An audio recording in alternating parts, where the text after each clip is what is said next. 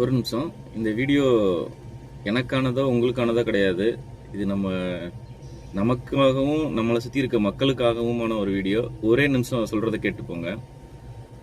இந்த கரூர் துயர சம்பவத்தை வச்சு இன்னும் அரசியல் தான் பண்ணிட்டு இருக்காங்களே தவிர, இது அரசாங்கமும் சரி, அரசு அதிகாரிகளும் சரி,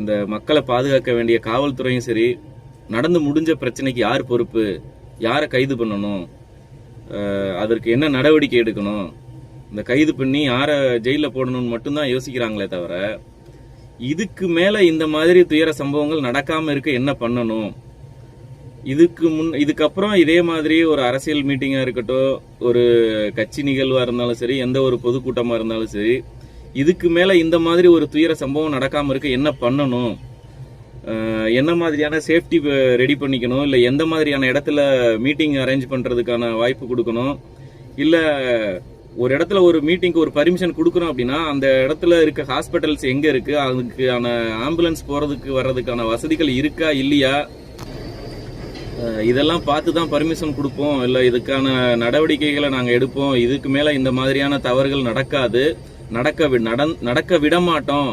ஸோ ஆம்புலன்ஸ் போகிறதுக்கான வழிவகைகள் செய்துட்டு மட்டும்தான் எந்த ஒரு கட்சி நிகழ்வுக்கும் நாங்கள் மீட்டிங் அரேஞ்ச்மெண்ட்டுக்கு பர்மிஷன் கொடுப்போம்னு சொல்லி காவல்துறையும் சொல்ல மாட்டாங்குது.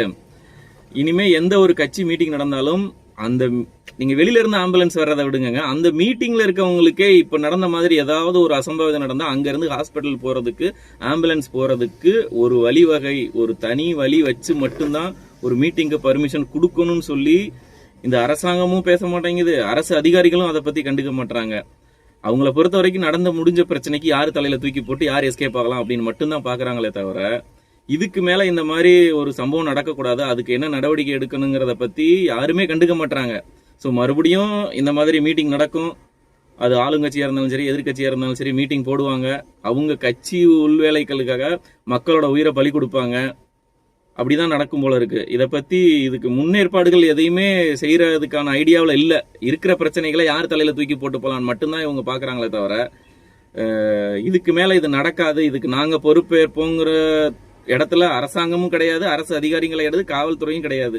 ஏன்னா அவங்கள பொறுத்த வரைக்கும் முடிஞ்ச பிரச்சனைக்கு தான் பேசுவாங்களே தவிர, இதுக்கு முன்னாடி இதுக்கு அப்புறம் என்ன நடக்கும், அதுக்கான வழிவகைகள் என்ன, இதை நாங்கள் பண்ண போறோம்னு யாருமே சொல்ல மாட்டாங்க.